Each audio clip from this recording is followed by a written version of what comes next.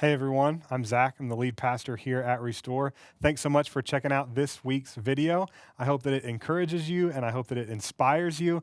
And I hope that you have some community around you to be able to talk through some of these concepts and truths with.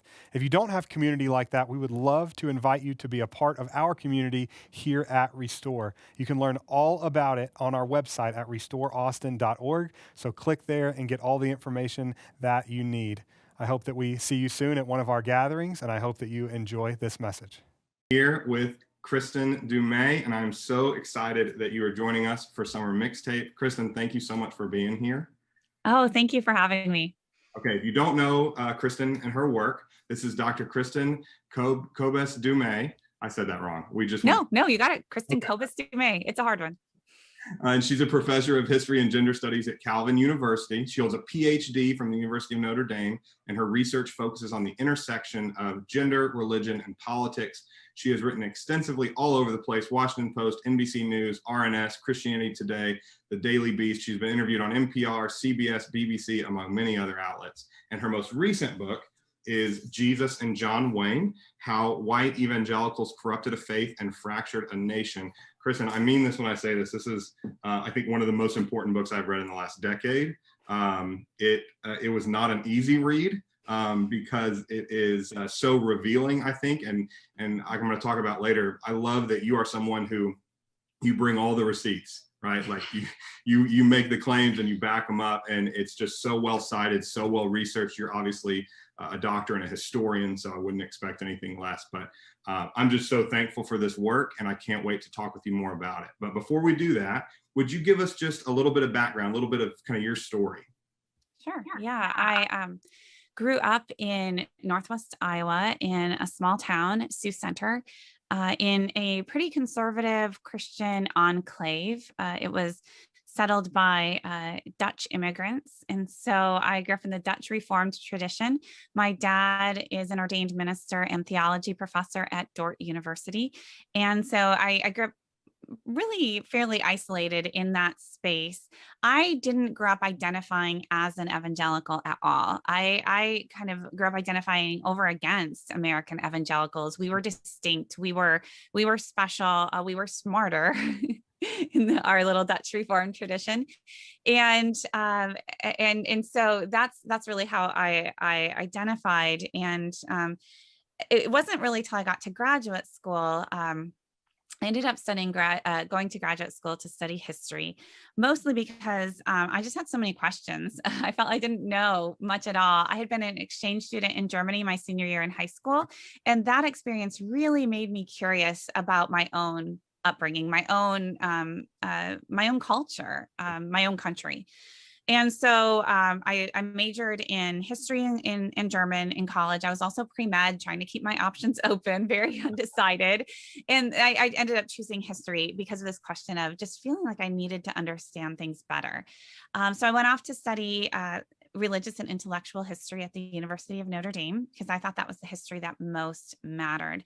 And it was there that I met real evangelicals, like card-carrying evangelicals. These guys, my classmates, were coming from Wheaton College, from Moody Bible Institute, from Bob Jones University, right? These were real evangelicals.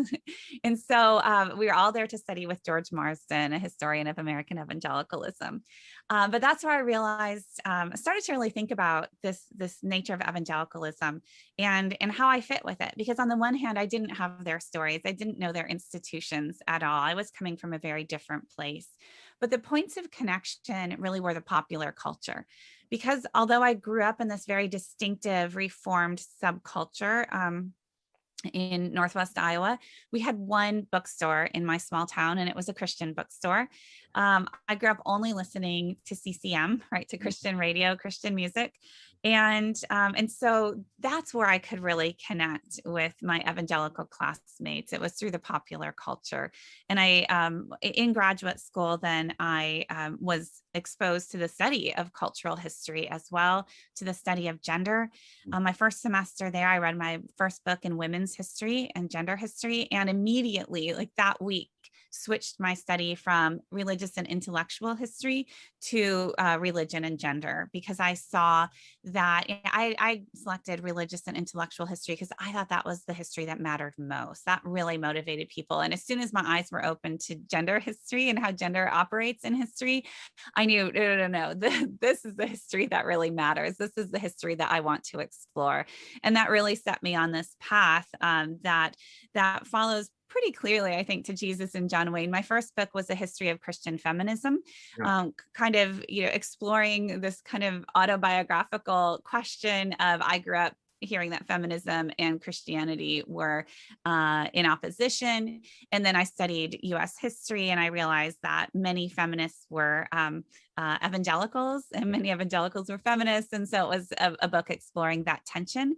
And then Jesus and John Wayne is kind of the next logical step there. So I teach now at Calvin University. I'm a member of the Christian Reformed Church still, and I consider a privilege to do the kind of work that I do in a Christian academic space and with the full support of my institution. Oh, that's awesome. What a story. I love that you were like super evangelical almost, or like up and above evangelicals growing up. I love Yeah. Yeah. Well, so like I said, this book's so important. We actually already gave away a copy leading up to this week. We're going to give away another copy on the Zoom that we do right after the Zoom discussion that I'll host with anybody who wants to come right afterwards. But I want to kind of ask you this kind of big question that I think dives into the main topic of the book. And that is that Jesus and John Wayne is really centered around the discussion of something that you call militant masculinity. And here's what you say in the opening chapter. Virile, aggressive men could hardly be expected to submit themselves to such an emasculating faith. And so in the 1910s, Christian men set out to re-masculinize American Christianity, seeking to offset the, quote, womanly virtues that had come to dominate the faith. In their opinion, they insisted that Christianity was also, quote, essentially masculine, militant, and warlike. It was time for men to take back the church. So, like I said, you bring all the receipts, you know all of the background of it. How did white evangelicals come to so fully embrace this militant masculinity, and why is that such a big deal and a big problem? Yeah, so I was first kind of clued into this topic in the early 2000s. I was teaching a class at Calvin, and I wanted to introduce my students to the study of gender in history, just like I had discovered in graduate school. And so in just a US survey course, I included a lecture on Teddy Roosevelt. And I wanted to show them how for Roosevelt, gender wasn't just this private matter, but it was linked to economic shifts. It was linked to the US military, to American empire, to race, to religion. And, he was this rough rider and recreated himself in the American West. And so I put together this little lecture. And right after class, two guys came up to me from the class and said, Professor Dumais, there's this book that you have to read. And it was John Eldredge's Wild at Heart, right? And Eldredge, that book was enormously popular back then. It would go on to sell more than 4 million copies. And so I took their advice, bought a copy at the local family Christian bookstore, and opened it up. And sure enough, right in the beginning, it's a quote from Teddy Roosevelt. And Eldredge goes on to sketch this very militant, militaristic conception of, quote unquote, Christian masculinity. God is a warrior God. Every man has a battle to fight and a beauty to rescue. Yeah. And so I was intrigued, and I started reading around. This was around 2005, 2006. The book had published in 2001. It was already hugely popular. And I saw that this was just the tip of the iceberg, right? Because of the success of that book, there were dozens of other books that were also sketching this very militant, militaristic conception of Christian masculinity. And as a historian, I wanted to know where this came from. And also I wanted to explore what it was doing, because this was in 2005, 2006, the early years of the Iraq War. And what we were seeing at that time was all of the survey data that was coming our way that just showed that white evangelicals were so much more likely to support that war enthusiastically, to really push support for that war, to support preemptive war in general, to condone the use of torture, embrace aggressive foreign policy. Like, we had all this data coming at us. And so I just asked, as historians had done of Teddy Roosevelt, what might one have to do with the other? So that sparked this project years ago.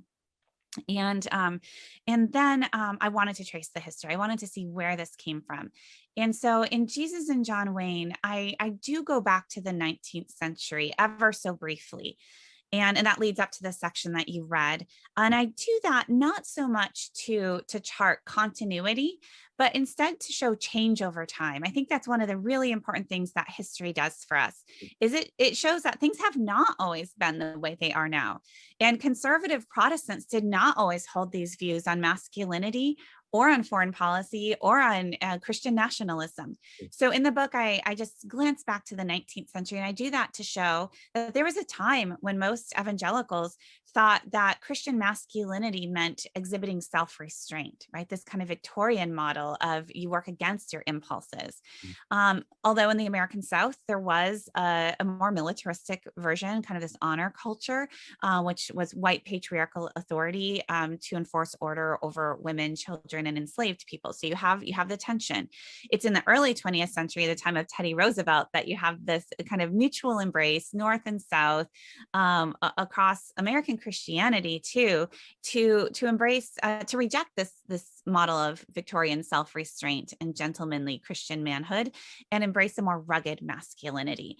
And that's a critical moment. But even then, things don't quite look the way they do now, because then you had liberal Protestants who are even more likely to embrace this muscular Christianity than conservative Protestants were.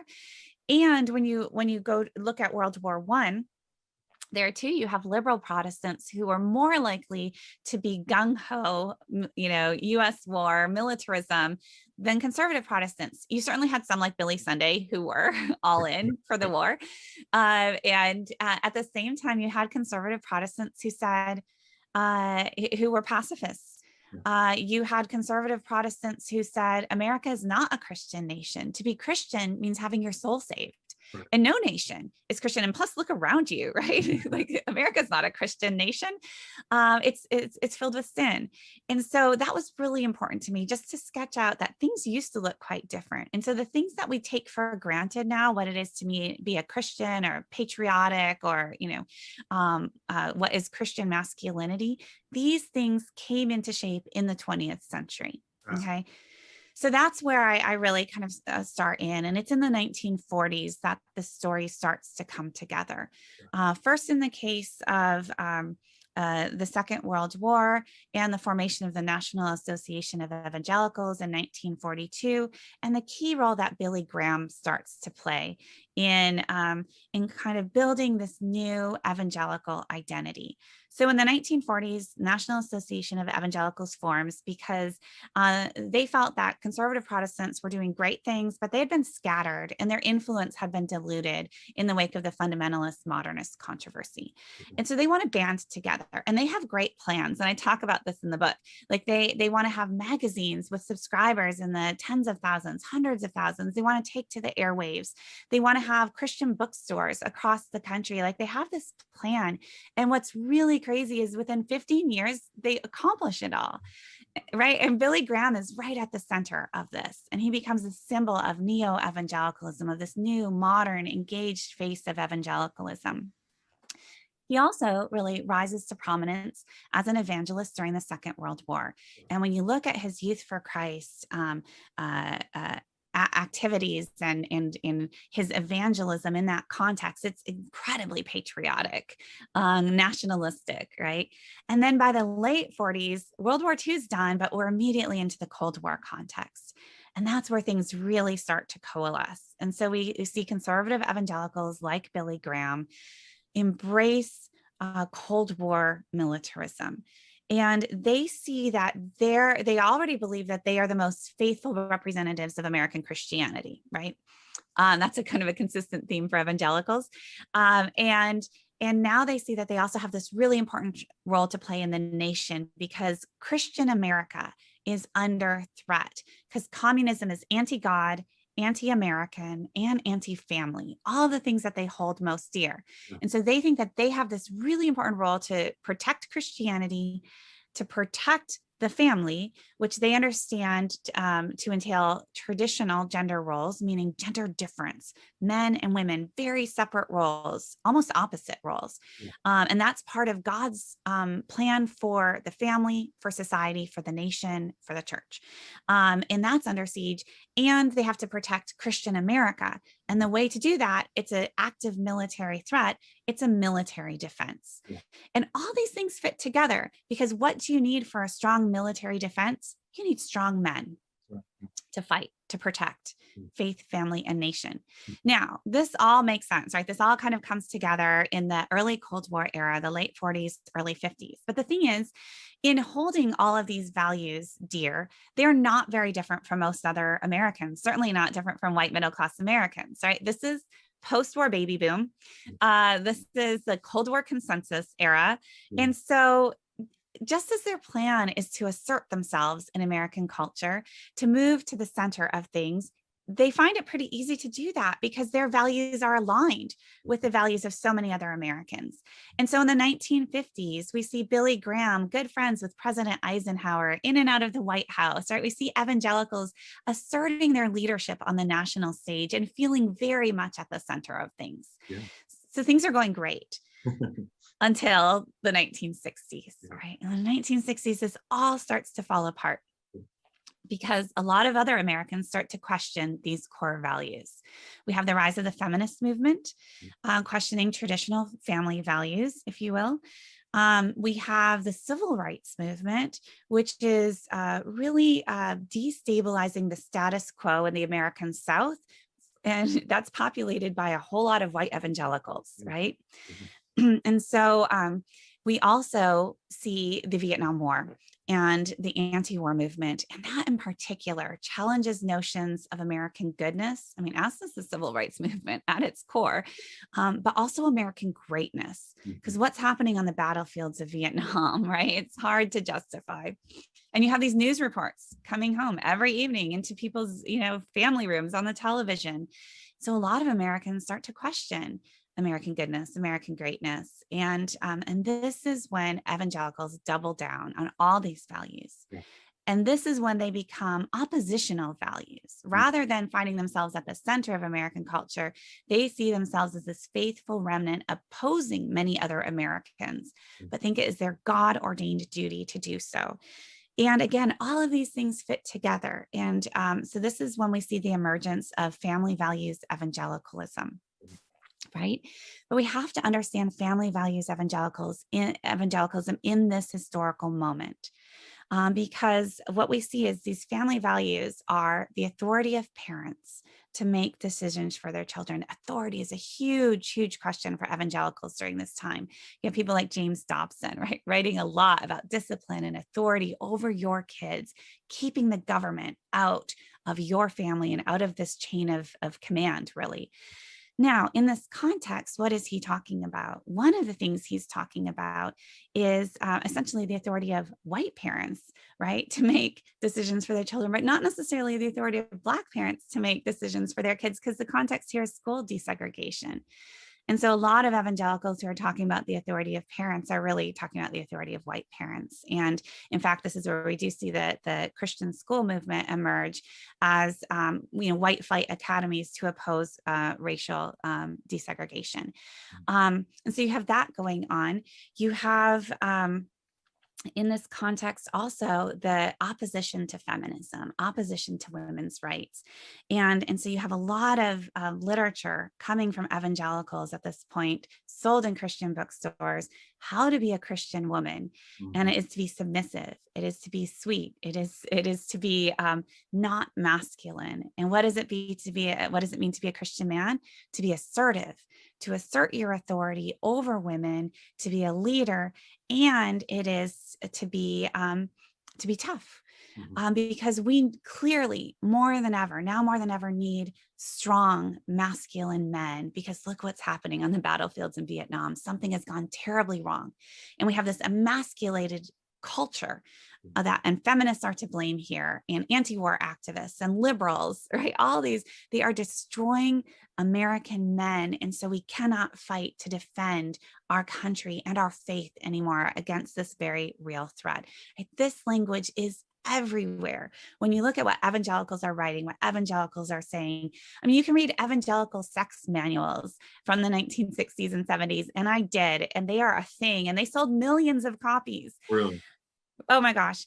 I mean, advice to women, even most intimate advice goes back to these overarching like national themes of a woman needs to please her husband sexually in order to build up his ego so that he has the strength necessary to lead his family and his nation in this, Cold War context. Like, it's very explicit. It was really quite startling. I didn't have to like put a lot of pieces together. It's there, staring us in the face. So that's just the critical historical moment to understand how these values all come together so tightly in the Cold War era and in opposition to other Americans and to other American Christians, and including some evangelicals. You have this minority movement, the evangelical left, consistently throughout this period saying no, to follow Christ is to empower women alongside men. To follow Christ is to reject militarism, to reject this grasping for power. You have that voice all along, but it is always a minority voice, right? And so the book then traces the history of this connection between evangelical masculinity and militarism in both religion and politics for the next several decades. It looks at the rise of the religious right. It looks at the presidency of Ronald Reagan. If you're wondering where John Wayne comes in, John Wayne is this perfect kind of symbol. Because when I was looking at books like Wild at Heart all those years ago, one of the first things that struck me is that for all their talk of being Bible-believing Christians, right? That's evangelical self-identity. These books on Christian masculinity didn't have a lot of biblical expertise, really. Like a few Bible verses, like ripped out of context. That's all. Instead, they were looking to secular heroes for models of quote unquote Christian manhood, to people like the actor John Wayne. Like John Wayne just kept popping up. And John Wayne was not an evangelical. John Wayne was not a model of moral values, if you know anything about him. But what we do know is that he, through his on-screen persona, and then also through his politics, he came to symbolize during this critical era, 1960s, 1970s, this kind of retrograde masculinity, American power, white masculine power, white patriarchal power that would bring order through violence, usually by subduing non-white populations. So Native Americans, the Japanese in the sands of Iwo Jima, the Mexicans in the Alamo, right? There's a consistent theme here. And so he emerged as an icon of conservative American manhood. And that's why he keeps popping up in these evangelical books as well.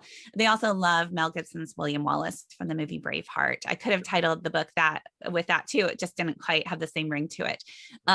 So that was really striking to me, right? That they were looking to secular models for the source of this militant conception of masculinity.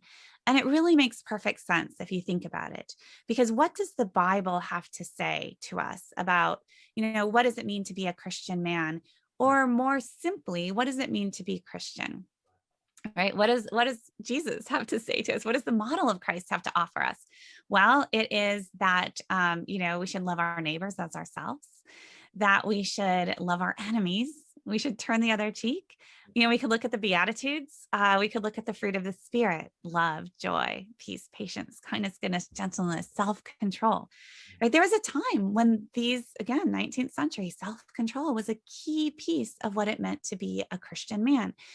That didn't fit with this new kind of warrior masculinity. Not at all. Like the fruit of the Spirit, that gets defined as feminine traits. So that's great for the ladies, but you need strong, rugged men who will not be constrained by those virtues to defend faith, family, and nation. And that's why somebody like John Wayne is a much better model than a man who has been deeply formed by traditional Christian virtue. And this is clearly a theme that I trace, all the way up to very recent politics. You can hear a lot of echoes in terms of evangelical support for somebody like Donald Trump. Also not an evangelical, also not deeply formed by traditional Christian virtue, but precisely because of that, he was, as evangelicals called him, their ultimate fighting champion, the man who could protect Christianity, who would do what needed to be done. The ends would justify the means. And so this is a thread that we can see that runs throughout American history and throughout the history of American evangelicalism over the past 75 years or so. So the book tells that story. It takes, I think, a little interesting detour through the 1990s. That's kind of my favorite decade, the most interesting chapter in some ways for me, because that's when we see this rise of the evangelical men's movement, the Promise Keepers movement. I know a lot of evangelical men have personal connections to that part of the story. And that was interesting because that's when we see that things are up for grabs. And that's when we see that things really feel in that moment that history could take a different turn. We could be moving in a different direction, because although you have persisting kind of patriarchy, you also have a lot of experimentation with egalitarianism, even within Promise Keepers. The Cold War has come to an end by the 1990s. So these old frameworks seem like we need something new. And so a lot of evangelicals are experimenting with new foreign policy, focusing on global poverty, focusing on the persecution of Christians globally. They're saying that feminism is here to stay, and maybe that's not such a bad thing. And maybe we need a new kind of politics. Racial reconciliation moves to the center of the movement, not without considerable opposition, however. And so it's by the end of that decade that we see a growing backlash against these more progressive experiments within American evangelicalism and within the evangelical men's movement. And that brings us to 2001, because in 2001, we have a number of new books appearing. Wild at Heart is published that year, right? This aggressive warrior masculinity. James Dobson's Bringing Up Boys, all about testosterone, right? You need to embrace that, not stifle it. Doug Wilson's Future Men, very militant, militaristic, misogynistic conception of Christianity, Christian masculinity. All these books are on the shelves of Christian bookstores when terrorists strike on September 11, right? And so that just propels this kind of radicalized militant conception of Christian masculinity. Every man needs a battle to fight. We had the battle. It was very clear, right? And so this literature on evangelical masculinity ends up fueling not just the aggressive foreign policy that I had been aware of when I first encountered this, but also of really virulent Islamophobia, and ends up really taking hold within American evangelicalism and beyond. And that's a pretty clear trajectory then through the presidency of Barack Hussein Obama, where we can see this increased radicalization and this us versus them mentality, increased militancy, which brings us up to 2016, when conservative white evangelicals are then primed, feeling beleaguered, feeling endangered, religious liberties, demographic changes, and really feeling that, some of them, that they had no choice and needed this rugged protector who would do what needed to be done at all costs to protect them, to protect their privilege, to protect their version of Christianity and Christian America. So I guess as a takeaway, one of the key findings, conclusions that I came to in this research was coming to an understanding of the relationship between militancy and fear. Yeah. Because in 2016, when a lot of evangelicals and outside observers were trying to come to terms with this strong and enthusiastic evangelical support for Donald Trump, a lot of people were saying, well, evangelicals are just so afraid, right? I mean, explained that narrative. Yeah. So afraid. What choice did they have? But they were just pushed into the arms of somebody like Donald Trump. And that makes sense to a certain degree. But when I looked at the history, when I looked at the story of Thomas Road Baptist Church and Jerry Falwell Sr., when I looked at Mars Hill and Mark Driscoll, when I looked at the story of all these like fake ex-Muslim terrorists, right, that were all the rage on the Christian speaking circuit long after they were all exposed as total frauds, Right. I realized that we needed to flip that script, that evangelical militancy isn't always or even primarily the response to evangelical fears, but that evangelical militancy requires the continual stoking of fear, right? And so you have leaders who actively stoke fear in the hearts of their followers. Jerry Falwell Sr., Mark Driscoll, right? Over and over again, the leaders of the religious right. You can see that this is very intentional, stoking fear so that the fear is real. The fear is very real in the hearts of followers. But they are doing that in order to consolidate their own power, right? Because they then promise to be the strong man, to come in and to offer protection. So you need to be very afraid of the outsider. You need to be very afraid of the immigrant. You need to be very afraid of even the people in the Christian church right down the street, right? And so this us versus them mentality that fuels militancy and that drives extremism. And it really is all done to consolidate the power of the leaders who are stoking these fears. And I think when that clicked for me at a certain point in my research, after seeing case after case, the entire book kind of fell into place. And I think I'll wrap it up with that, and we can address some other questions. I think ultimately, Jesus and John Wayne is a book about power, the book about the relationship between Christianity and power, what it is, and maybe what it ought to be. Kristin, that was amazing.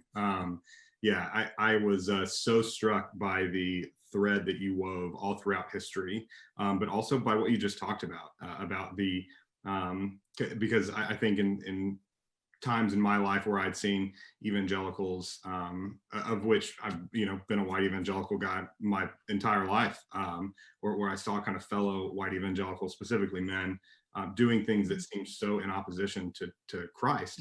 Yeah. It felt like they're just afraid, Yeah. And you're right, the fear is real, but the source of the fear, when you strip it back, is not necessarily a reality. The source of the fear is a lot of times fear mongered or stoked by people who want to continue to stay in power. And for a lot of folks in that world, losing elections on a national stage is not all that bad, right? Because then you're actually able to double down on the fear mongering. You sell a lot more books after Obama gets elected, right, than other times. So that, and you could see that even in the Trump election in 2016, where even as soon as like he actually won, there was still like a persecution mentality of like, yeah, we won, but they tried to cheat us, and then they're going to cheat us again. And so there was even in victory, stoking of the fear, which I think is fascinating. And that was Trump's brilliance here, right? You've got that exactly right, because historically, what we see is whenever Republicans are in the White House, that's really bad news for most evangelical organizations, right? Political organizations. It's really hard to bring in the dollars when you don't have this panic, and it's harder to kind of gin up that panic when you have one of your own in the White House. But Trump was so brilliant in that even though he won, even though he was in the White House, he used that platform to continually stoke fear and panic, right? And so, and that's why it's really hard to know when I'm asking, well, what comes next? I'm like, I don't know, because we're kind of in uncharted territory right now, because he messed with the script, right. And and now that he's out of power, normally that's when these evangelical organizations flourish. But right now it's a little harder to tell, because he did so well for them when he was in power. And now that he's out of power, they don't have that constant stoking of fear. And so it's interesting to try to figure out what happens next, because history doesn't offer a clear guide right now. Oh, that's fascinating. So one of my huge takeaways from the book, and it was legit mind blowing for me. And once I opened my eyes to it, I just saw it everywhere, not just right now, but throughout my childhood. Was this whole idea of the evangelical marketplace. And you talked about the NAE forming, the National Association of Evangelicals, and they had this plan for magazines and bookstores and radio waves and television stations, I mean, eventually, and all that stuff. And they did it with unbelievable precision and brilliance and success. And really that, at least in my opinion, after reading it, that is the primary way that the fear mongering takes place, is through these, dissemination of information. And so in the book, you say this about the evangelical marketplace. Say, as a diffuse movement, evangelicalism lacks clear institutional authority structures. So it's not a denomination per se, things like that. But the evangelical marketplace itself helps define who is inside and who is outside the fold. And in addition, helps disseminate the information, helps to tell you what to believe, who to vote for, and what to be afraid of. And so could you talk just a little bit more about the power of this evangelical marketplace? Yeah, it is so hard to overestimate the power of the marketplace. And, evangelicals know exactly what I'm talking about. And so my challenge was to introduce this to readers who are not evangelical, who know nothing of this. In fact, my editor is one of those. And so there was one point when I was writing, and I used the phrase, the evangelical subculture. And he crossed that out and said, I do not know what this is, like, reword. I was like, okay, fair enough. And so, we know what it is. It is, how many of us grew up in homes where Christian radio was on for several hours a day, or, Christian television. How many of us went to youth groups where, we went to see the latest Kirk Cameron film? We're reading Josh Harris's I Kiss Dating Goodbye, right? There's this vast literature that really defines evangelicalism. And that's what I say. I'm pushing back against, remember back in graduate school, I decided not to become a religious and intellectual historian. And so I'm pushing back against tradition in religious and intellectual history that defines evangelicalism according to theology, right? So it's biblicism and conversionism and crucicentrism and activism. I'm like, no, that's not really, that doesn't capture what we're really talking about in terms of modern white evangelicalism. It's a cultural movement, and it should be defined not as, who checks certain theological boxes, because frankly, a lot of evangelicals are theologically illiterate. And so if it's not really this formal theology that defines evangelicalism, what is it? And I suggest it's how immersed you are within this evangelical subculture, right? And so it's not, do you believe or not, but how much have these values through this consumer culture formed you? Some people all in, right? Some people are totally immersed in this. Others might dip a toe here or there, right? And that's how we should think of evangelicals, not are you real or not, but, to what extent have you been formed by this consumer culture, which then shapes religious values, political values, and cultural values. So that's what I'm talking about. And for those sorts of things, fiction, Christian fiction is important. Christian nonfiction is important. Christian music, all of these things. And I think that's why this book has resonated so personally with so many evangelicals, because this is their evangelicalism, right? I get so many letters from evangelicals every day. Some of them will literally include pictures of their bookshelves that contain all of the books that I'm talking about. They're not reading formal theological treatises. That's not their evangelicalism. It's their encounter with this consumer culture. So as a scholar, I'm suggesting we need to take this consumer culture very seriously. And traditionally, historians have not, right? That seems kind of fluff. That seems incidental. Besides, many historians of evangelicalism have themselves been evangelicals, but they're the intellectuals, right? That's why they're literally intellectuals. And so their evangelicalism is honestly more the intellectual version. Yeah. They may never have set foot in a Christian bookstore, but their wives probably have, right? And so that's kind of a, what is evangelicalism? And for me, I really want to take this consumer culture seriously and then look at what values are being transmitted, cultivated through this popular culture over the course of many decades. And so, yes, that's the popular evangelicalism, this consumer culture really is at the heart of Jesus and John Wayne. 100%. Yeah. And that was a huge takeaway for me. And how heavily regulated that space is as well. This very small number of people who make the ultimate decisions of who is allowed in those spaces and not. And you see very quickly, my friend Jonathan Merritt talks all about how the evangelical marketplace really created cancel culture, right? And you see how really quickly they are to cancel someone. So you talk about Rachel Held Evans, you talk about Jen Hatmaker, the moment they started having some questions around traditional gender roles, even LGBTQ stuff, they were immediately stricken from Lifeway and any other Christian bookstores. They couldn't speak at the Christian conferences anymore. They were immediately moved outside. And you actually saw the same thing happen with Eugene Peterson, right? He does this interview with Jonathan as an older guy. Jonathan asked him this like kind of one-off question at the end about, would you do a same-sex wedding? He kind of thinks for a while and says, yeah. And like the next day, Lifeway is like, if he doesn't retract, he's done. And he wrote the Message Bible, right? So they were going to take an entire Bible out of one of the most popular, best-selling Bibles of the last 2 decades out of this Christian bookstore because there was a question about this kind of traditional gender role, traditional family stuff. And so that part of it to me is so fascinating too. Yeah. Yeah, oh, absolutely. And so to understand that, I mean, this is gatekeeping, this is theological gatekeeping, but it's also, there is a ton of money involved. And so money is always, every time money changes hands, I just try to like note that in the book and, put book sales and put numbers throughout this, because this is how this consumer culture works.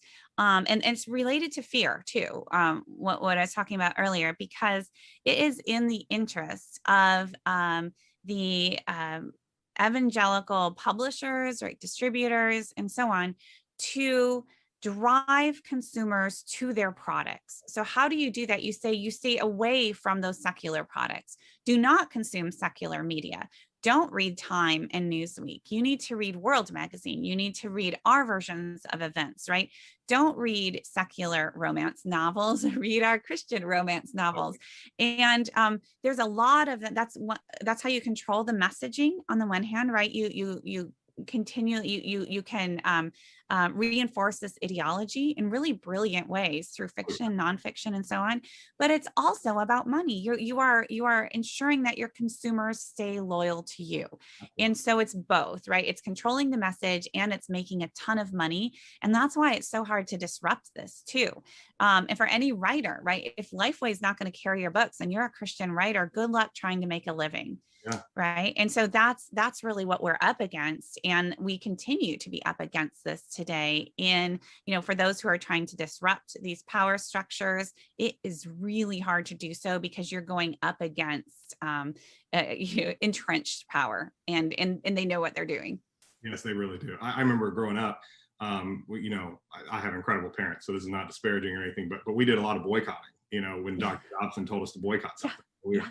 Movies or television shows or whatever. And it's not like, you either watch this Disney movie or you don't watch a movie at all, right? To your point, it's like, okay, you boycott the Disney movie, here's the replacement movie that you can buy from us. Exactly. And that's fascinating. Okay, I've got one question. I want to be respectful of your time. I could talk with you about this forever.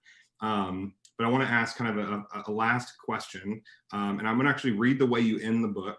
And can I ask a follow-up question? So the last couple of sentences go like this.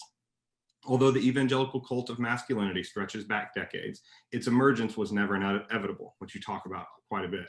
Over the years, it has been embraced, amplified, challenged, and resisted. Evangelical men themselves have promoted alternative models. You talked about Promise Keepers in the early days, even elevating gentleness and self-control, a commitment to peace, and a divestment of power as expressions of authentic Christian manhood.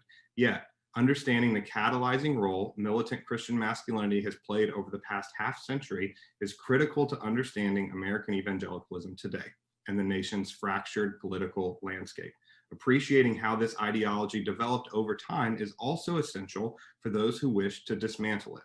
What was once done might also be undone. And you leave us with that final sentence. So I'm just going to ask you, for kind of everyday Christians, many of which you would identify as evangelicals, even though they wouldn't necessarily identify with some of the direction that you are describing, and are interested in fighting against it, interested in being a part of dismantling.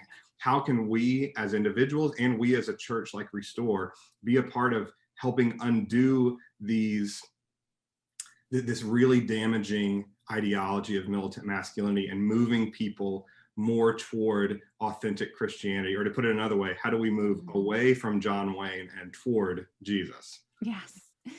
Oh, yeah. That last sentence in the book came very late in the writing process. It came just as it was about to go into production, and thought we were pretty much good to go. And all of a sudden I get an email from my editor saying, so Kristin, this book is really depressing. And that conclusion is really depressing. And you can't leave your readers there. You need to give them something. And so I thought, okay, let me see what I can do. And I just looked it over, thought it over. And I wrote him, I said, I've got nothing. I feel as discouraged as you do, and I can't make anything up. And he said, okay, I respect that. And then about 2 days later, he writes back, he's like, Kristin, just give us something. So he's like, you really can't leave your readers there. But I was feeling incredibly discouraged, right? Because after sketching out this history, I realized how entrenched these powers are. And I didn't think they could change. But I wanted to testify to them. I just wanted to hold it up and say, this is true. But then I gave him that last sentence, it was once done, might also be undone. And honestly, I was embarrassed to send it to him. I thought it was too feeble, but he said, okay, I'll take it. And we're good. And it went into production. But it's true. It is true. Right. And what I've seen since this book has come out is that there are so many evangelicals who have participated in this culture, grown up in it, embraced these values for a very long time, who just didn't understand fully what they were doing. Again, I get letters. I've received well over 1,000 letters, I think, at this point since the book has come out, messages. And almost all of them say, this is the story of my life, and I never understood how all these pieces fit together, and they acknowledge their complicity in it.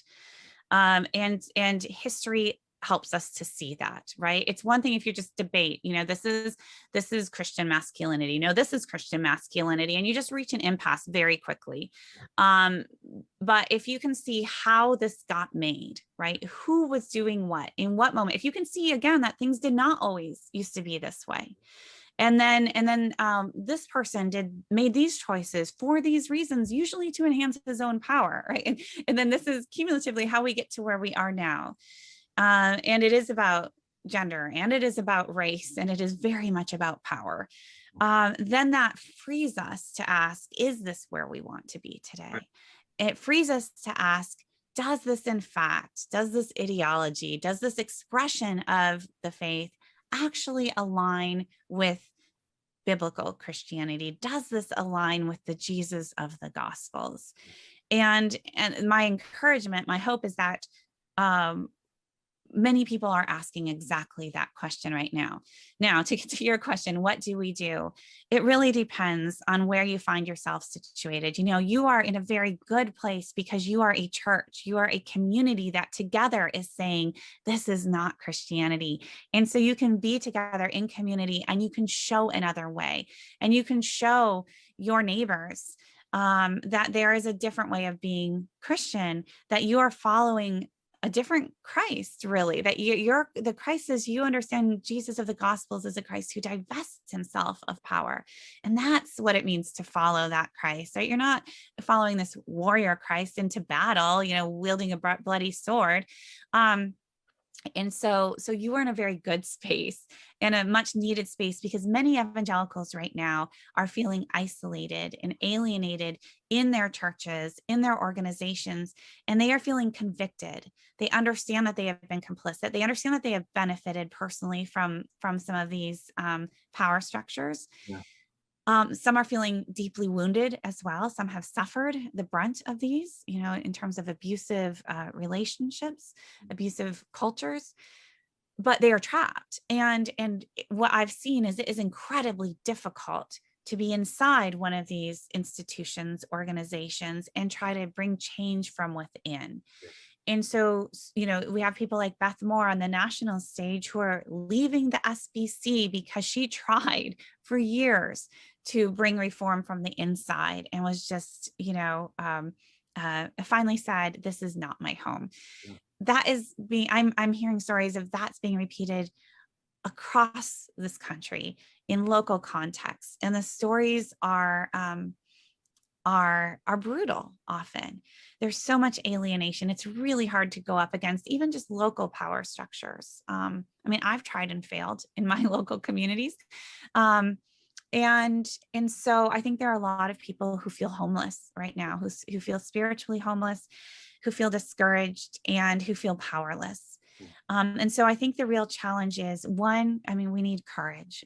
We need courage because it can be very rough to speak out against these distortions or corruptions of Christianity in your local context. This divides families, it divides churches, right? And friends. It's hard. But for too long, too many evangelicals have stayed quiet. They've shown deference to authority. They wanted to protect the mission. They've just stayed quiet. And that is how we have gotten to this really difficult place that we find ourselves in. And the cost is to evangelicals, but the cost is also enormous to those outside the evangelical fold. And so speaking truth is incredibly important, but it will often come with consequences. And so then we need spaces to find community, right? And to give each other strength, because I think that this is a time of disruption for the white church in particular. I would also say that many white Christians who feel like their whole kind of faith formation has been a lie. I hear I get a lot of correspondence from people, including white evangelical leaders, who say, "What have I done?" And feel like, where do I go from here? And I want to remind them that this crisis that we feel right now is largely a crisis of white evangelicalism. Other faith traditions are flourishing. White evangelicals have tended to build up walls and forget that Christianity is happening outside of white evangelical spaces. The vibrant Black Christian traditions, prophetic Christianity, immigrant communities. I attend a church that has an immigrant congregation, basic English service. Christianity is doing just fine. Yeah. And so it's not on you to save Christianity. I think, right, evangelicals have for so long felt like this is on us. It's not. So you can relax and, leave that to God. God doesn't ask you to protect Christianity. My favorite quote in the whole book is actually Rachel Denhollander's quote, which is from the context of, she was the first witness in the Larry Nassar's sexual abuse case with USA Gymnastics, but she also then turned her attention to abuse in evangelical spaces. And she has this fabulous quote where she talks about the tendency to cover up, right, to stay silent, to protect the witness of the church. And she says, Jesus Christ does not need your protection, right? Jesus only asks for your obedience. And what does that look like? It looks like telling the truth and pursuing justice. That's all that's asked of you. And so I love that. I consider that actually the moral center of Jesus and John Wayne as well. Oh, that's fantastic, Kristin. Thank you for that. I even needed that just to hear it myself. So I really appreciate it. Courage, creating safe spaces, and then realizing that it's not our job to be the savior of Christianity or anyone else, that we are just called to obeying and following Jesus. That is so well put. This has been a blast. Thank you so much for joining us. Thank you for your incredible work on the book. Kristin didn't talk about this a little bit, you did, but it has cost you significantly as well, as you have been courageous and created safe spaces and all of those things. Just we're connected on Twitter, so I see the various things that you endure. And so I want you to know that I am praying for you, our church is praying for you. And if there's ever anything we can do to support you, we want to do that. But as we close, would you mind praying and kind of praying for all the things we've been talking about and Christianity and us and all of that stuff? Great. Happy to do so. Thank you. Lord, thank you for being with us in this space, for drawing us together, and for your presence and for your faithfulness. I ask you to bless each person who is listening, who is participating in their time and space, that you give us courage, that you draw us to you, that you help us to be followers of Christ, that you give us the courage needed to be followers of a suffering servant, that we can turn the other cheek, that we can love our neighbors as ourselves, and that we can love our enemies, and that ultimately we look to you and not to what we do ourselves. And thank you for the gift of your Son, and thank you for the presence of your Spirit. In your name we pray. Amen. Amen. Thank you again, Kristin, and I hope we can connect again soon. Thank you so much. All right.